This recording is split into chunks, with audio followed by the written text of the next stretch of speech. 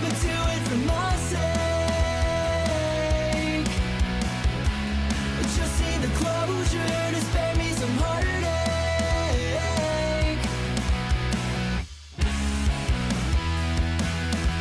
Say you'll be alright. Olá, je suis Joanne Van Haaf, lectrice, autrice et éditrice de romances. Et mon nouveau roman, Réconciliation, vient de sortir. Il est disponible en papier et numérique. Réconciliation est une histoire de coup de foudre entre communautés rivales. C'est le deuxième tome de la série Sentinelle du Kalahari. Et le premier tome, Renaissance, est aussi disponible en papier numérique, abonnement Kindle, Kobo Plus, Nextory, ce que vous voulez. C'est une histoire de Enemies to Friends Lovers. Donc mon héros de Renaissance et mon héroïne de Réconciliation sont amis et associés. Ils ont leur propre entreprise de protection de personnes. Et Sentinelle du Kalahari se composera de 4 tomes. Donc Renaissance, Réconciliation, Résilience et Rédemption. Mais ils sont 6, ce sont 6 amis. Il y aura donc 2 histoires supplémentaires dans une autre série, dans une série spin-off qui a son propre arc narratif dans une small town. Les histoires, c'est comme dans une romance, avec une demoiselle en détresse et comme à la télé, avec une figure publique. Et ces 6 amis sont 5 hommes et une femme. Ils sont des vétérans de guerre. Ils étaient soit des Marines américains, soit ils faisaient partie de l'armée britannique. Donc ils viennent avec leur traumatisme, leurs démons, et parfois les blessures qui font qu'il y a l'histoire ne sont pas forcément les blessures qui viennent de la guerre. Par exemple, dans Renaissance, mon héros qui est un marine, parce que les marines ne sont pas des ex-marines à la retraite, ce sont toujours une fois marine, toujours marine. Le plus grand fantôme, le plus grand démon de Queen, c'est la mort de son frère alors qu'il n'était pas présent. Donc la guerre, il est parti, il a grandi en Afrique australe. Et comme il est américain, il est parti s'engager chez les Marines, donc à ses 18 ans, il est parti aux États-Unis.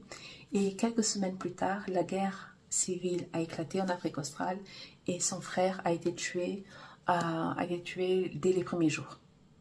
Dès le premier jour, c'est le premier jour. Et son grand frère est mort le premier jour de la guerre. Et donc son démon à lui, ce n'est pas ce qu'il a fait après s'être engagé chez les Marines. Ce n'est pas quand il a participé lui-même à différentes guerres dans le monde. Non, son démon à lui, c'est le deuil qu'il n'a jamais réussi à faire de son grand frère.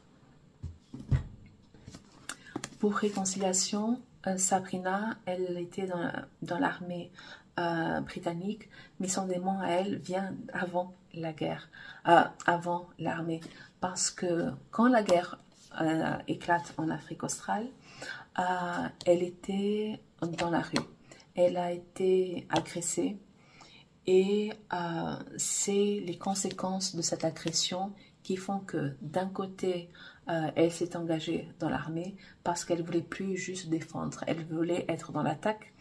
Et non seulement elle s'est engagée dans l'armée à cause de cette agression, mais le démon qu'elle a nourri depuis vient de cette agression.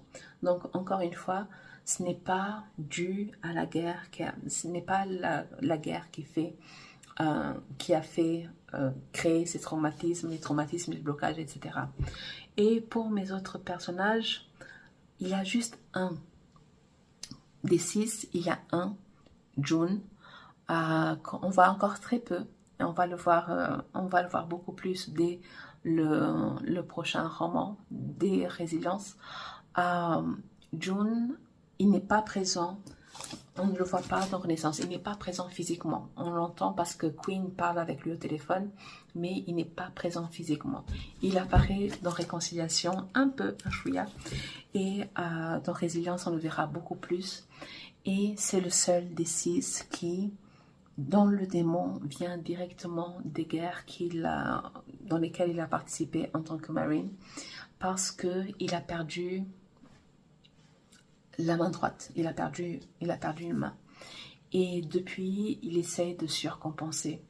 Et j'étais en train de penser à des scènes parce que même si ce roman, je vais l'écrire dans c'est dans 3 projets que je dois l'écrire. Il y a des scènes que je note, des scènes qui me viennent et que je note. Et il y a un moment où mon héroïne le découvre et il a toujours une gaine autour de son moyon. Et donc j'étais en train d'imaginer des scènes du moment où elle le voit sans la gaine, ou comment elle va réagir, c'est une héroïne qui a grandi dans une bulle. Donc elle est curieuse de tout. Donc je voulais savoir, j'ai essayé de visualiser, c'est curieuse de tout jusqu'où, du genre comment elle va réagir. Est-ce que ça va être négatif? Est-ce que ça va être positif? Est-ce que ça va braquer June? Qu'est-ce que ça va faire? Et je me suis souvenue de quelque chose qui est arrivé il y a 30 ans, quasiment 30 ans en fait. Je suis angolaise et l'Angola a connu la guerre pendant plus de 40 ans. On a eu la guerre pour l'indépendance qui s'est arrêtée en 1975 et jusqu'en 2002, on a eu la guerre civile. Donc je suis née dans un pays en guerre et j'avais déjà 20 ans quand la guerre s'est terminée. Et donc, même si la guerre ne touchait pas la capitale, pas directement, du genre dans les années en 92, on a eu les événements, c'est quand la guerre est rentrée à Luanda et que c'était la panique générale. Mais la guerre en Angola, ça a été une guerre de maquis, c'est une guerre de cambrousse. Ce n'est pas une guerre de bombes, de bombardements, d'obus, non. C'est une guerre de guet-apens, c'est une guerre de cambrousse, c'est une guerre de mines antipersonnelles, c'est une guerre de sabotage. Tout se passait dans la brousse, tout se passait sur les routes, et les villes qui ont été attaquées, ce sont les chefs-lieux des provinces intérieures. Donc sur la côte, on était à peu près tranquille. À la capitale, alors, c'est comme si on était dans un autre pays. On vivait les conséquences de la guerre. On vivait la pénurie, on vivait le rationnement, on vivait le marché noir. Mais on était des victimes indirectes de la guerre, mais on ne vivait pas la guerre comme on pourrait l'avoir, du genre pour la Syrie, pour la Palestine, pour l'Ukraine. Ce n'est pas ce genre de guerre-là qu'on vivait. Heureusement qu'on n'avait pas des drones à l'époque. Et donc, ma génération a grandi dans un pays où la guerre, c'est normal. Où la guerre fait partie du quotidien, où la guerre fait partie de ce qu'on voit à la télé. C'est un jour comme un autre. Vous vous souvenez avec le Covid? Donc tous les jours, il y avait combien d'affections, combien d'hospitalisations, combien de guérisons, combien de morts, etc. Tous les jours. À un moment, on s'anesthésie. À un moment, on passe à autre chose, on tourne la page parce que c'est ça tous les jours. Et vu qu'on a grandi avec la guerre faisait partie de notre pain quotidien, ce qui faisait aussi partie de notre quotidien, c'était les mutilés de guerre. Et les mutilés de guerre, c'était les vétérans qu'une fois blessés, ils étaient jetés, ils se retrouvaient dans la rue. Le spectacle le plus dégradant, c'est de voir des mutilés de guerre dans la rue en train de mendier, en haillons, sales, mais alcooliques ou drogués, et qui viennent toquer à la porte, à la vitre des voitures pour faire l'aumône. Et parfois, ils étaient agressifs et et quand il y avait des enfants sur les banquettes arrière, il n'y avait pas il y a des enfants, on va faire attention. Non, ils frappaient encore plus fort, ils terrifiaient les enfants qui étaient sur les banquettes arrière. Et si on était en plein embouteillage, on n'avance pas. Et les enfants étaient terrifiés. Et le truc, c'est que je ne pense pas, et ça c'est ma réflexion aujourd'hui, que j'ai 42 ans. Ce n'est pas la réflexion que j'aurais pu avoir quand j'étais gamine. La réflexion que je peux avoir de façon totalement rétrospective, rétroactive, c'est que la colère, ce n'était pas contre les gens, mais c'était contre la situation. Les gens, ils ont donné des bouts, littéralement des bouts d'eux-mêmes, pour cette guerre stupide, fratricide, qui a duré de 75, de 75, 27 ans, de cette guerre qui a duré 27 ans. Les gens, ils ont donné des bouts d'eux, des bouts de corps, des bouts d'esprit, des bouts émotionnels d'eux, et ils ont été jetés à la rue comme des moins que rien. Ils s'allaient monter dans les poubelles. Ils étaient en colère et ils avaient raison d'être en colère. Mais moi, gamine, quand on vient me taper à la porte, alors que je suis dans la voiture et que du genre c'est doudou, et on essaie d'ouvrir la portière, du genre on est terrifié. Du coup, quand on parle de mutilé de guerre, on ne voit pas le vétéran derrière, on ne voit pas l'homme sacrifié, on ne voit pas l'homme abandonné, l'homme rejeté, l'homme jeté littéralement à la poubelle. Du genre, quand on parle de mutilé de guerre en Angola, on a l'image sale des gens agressifs, mendiants sur le trottoir.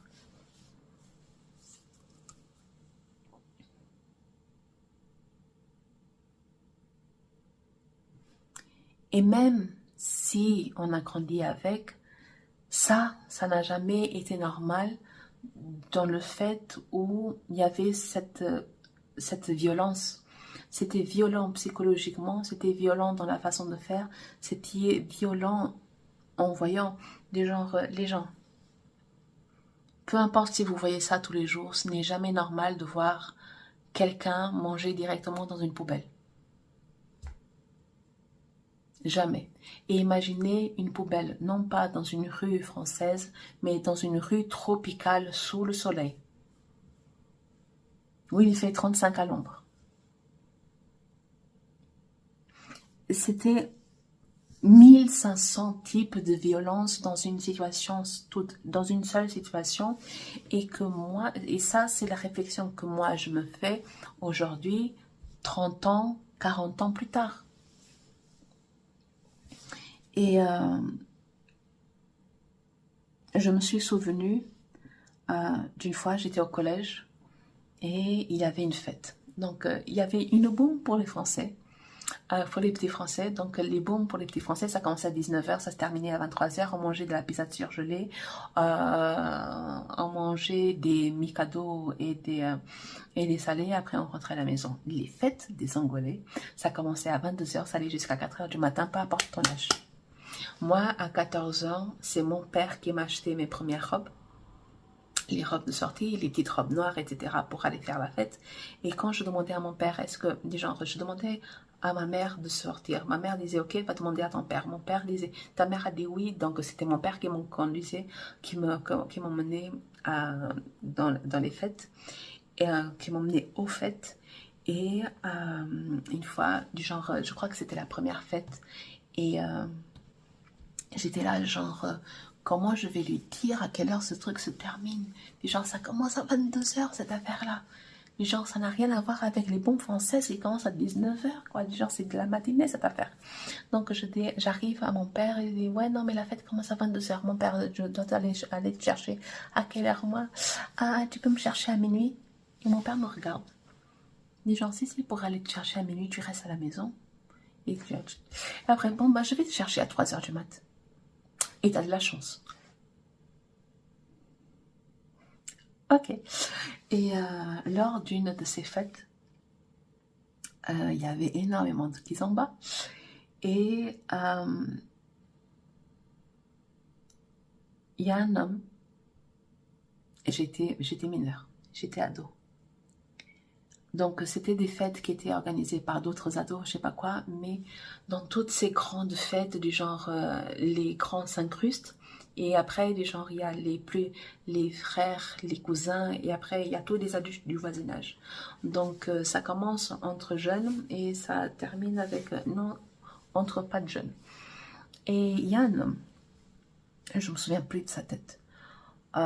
Donc il y a un homme qui me prend par le bras et il dit on va danser.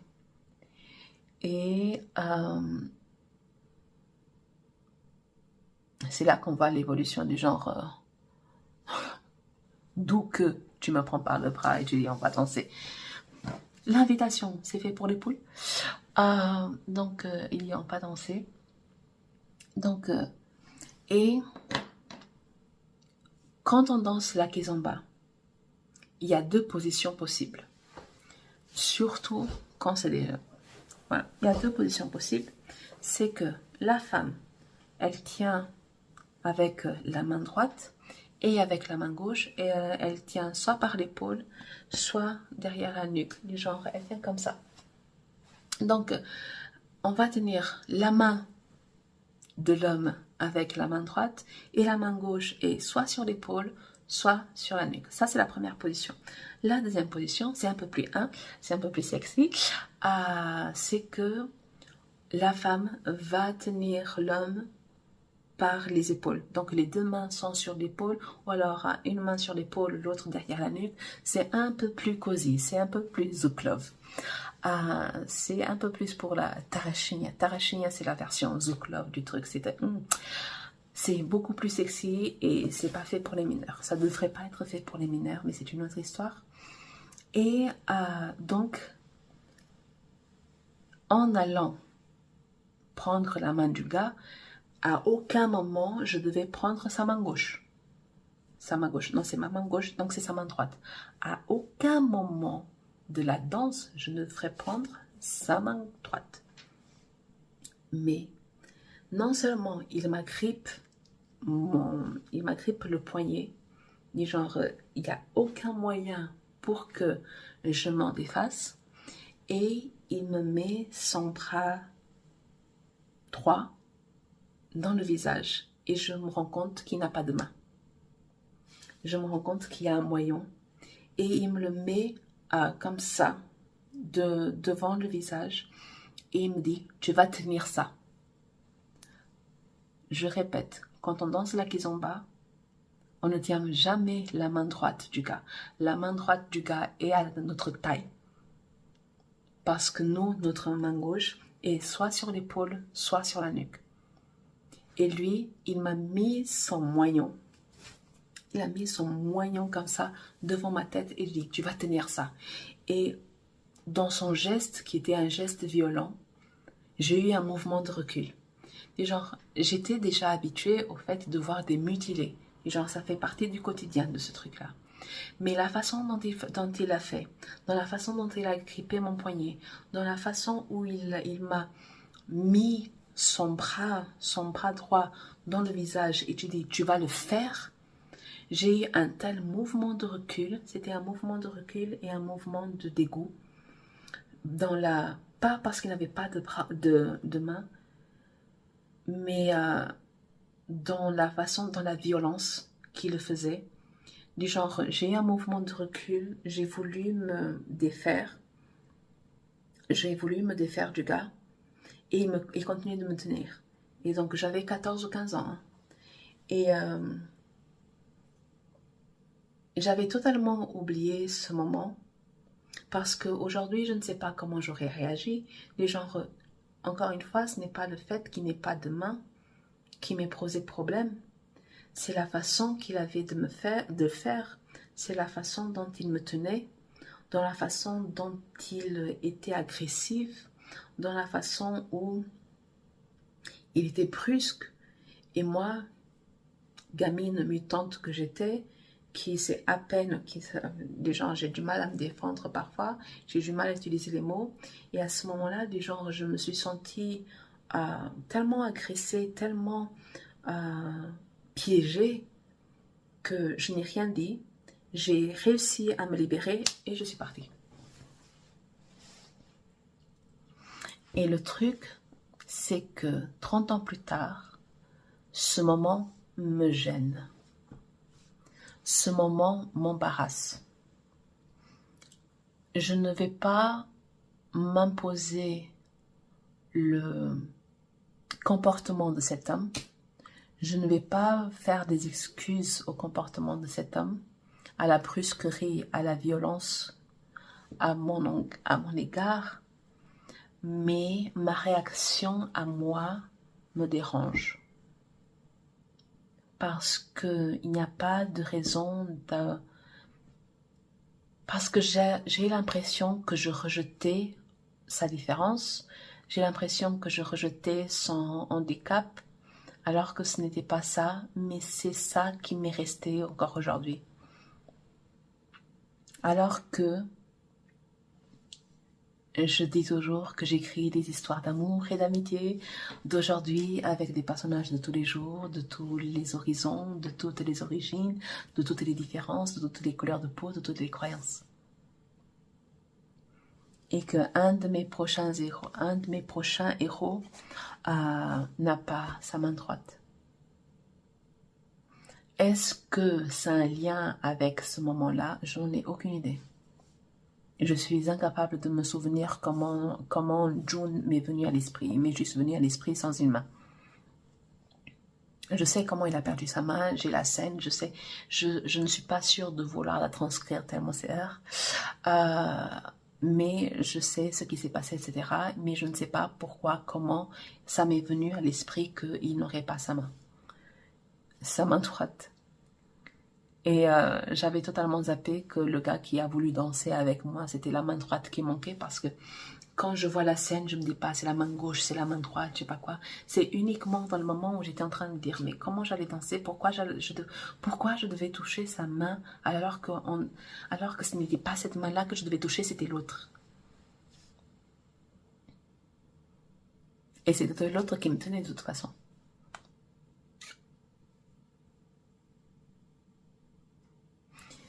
J'ai donc grandi en voyant des mutilés de guerre, en voyant à quel point ils étaient, en portugais c'est descartável, les genres, c'est jetable, voilà c'est le mot, à quel point ils étaient jetables, alors qu'ils ont sacrifié leur vie, leur corps, leur santé mentale, leur santé émotionnelle, leur famille, leurs amis, leur maison, leur tout, leur futur. Ils ont tout sacrifié pour le pays et on les a jetés à la rue. J'ai énormément de choses à dire sur les guerres dans le monde. Ou alors j'ai énormément de choses auxquelles je pense peut-être que je ne dirai pas. J'ai énormément de choses à dire sur les armées, sur les on va protéger, c'est pour le bien national. Et dans la suite, dans le roman qui vient après Réconciliation, il y a un moment où mon héros parle de ce qu'il a fait, explique ce qu'il a fait, et il y a un moment où mon héroïne, elle juge sans juger, mais parce que mon héros, il était mercenaire, il n'était pas dans l'armée, et donc il s'est vendu, et donc mon héroïne, qui était pacifiste, quand elle était plus jeune, quand ils se sont rencontrés, elle était pacifiste, donc c'est un choc pour elle. Et le truc, elle dit, mais ta sœur et tous tes amis, ils ont fait l'armée. La différence entre eux et moi, c'est que eux, ils peuvent aller beaucoup plus loin et ils vont recevoir une médaille. Je ne peux pas faire la moitié de ce qu'ils ont fait si je veux être en vie.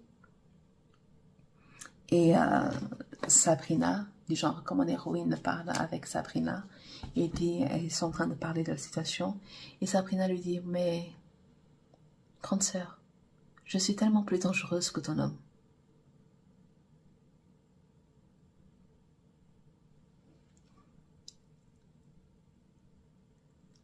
Je suis née dans un pays en guerre. La guerre n'est pas alimentée parce qu'on va protéger les gens. La guerre est alimentée tant qu'il y a des ressources, tant qu'il y a des diamants, tant qu'il y a du pétrole. S'il n'y a ni pétrole, ni diamant, tuez-vous. Il y a des pays dans le monde où ils sont en train de se tuer depuis 10, 15, 20, 30 ans, 40 ans. On s'en fiche, il n'y a pas de pétrole. Ou alors il y a du pétrole et on s'en sert. Des genres, on va continuer de lutter tant qu'on peut s'en servir de vos ressources et on va vous laisser vous tuer tant que vous ne servez à rien. Donc, entre mercenaires, armées, différents corps d'armée, kiff kiff bourricot mon frère. Je suis née dans un pays en guerre. Genre, je trouve les hommes en uniforme très sexy. Mais ça s'arrête à l'uniforme. Tout ce qui vient derrière.